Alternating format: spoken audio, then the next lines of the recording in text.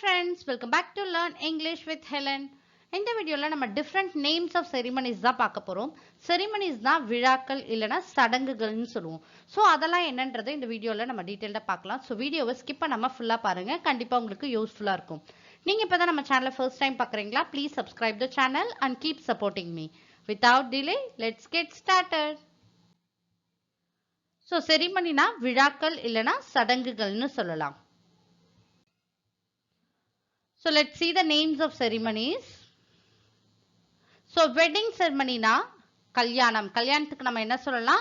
Wedding ceremony. Next one, opening ceremony or inauguration ceremony. அப்படினா என்னன்னா திறப்பு விழா. For example, shopலாம் வந்து ஓபன் பண்ணுவாங்க இல்லையா? புதுசா அன்னைக்கு தான் ஓபன் பண்ணுவாங்க. அதுக்கு நம்ம எப்படி சொல்லலாம்? Opening ceremony or inauguration ceremony ன்னு சொல்லலாம். Next one, graduation ceremony na பட்டமளிப்பு விழா.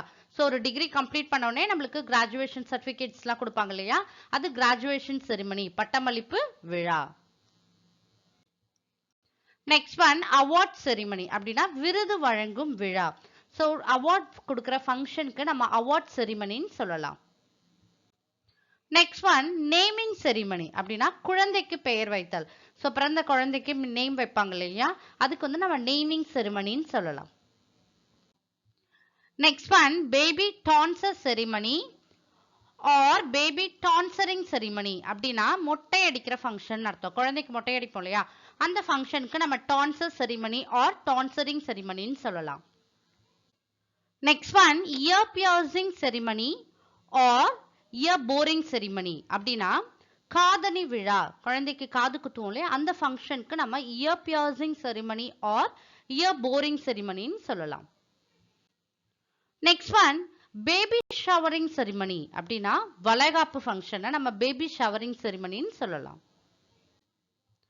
Next one, baptism. Baptismனா ஞானஸ்தானம்.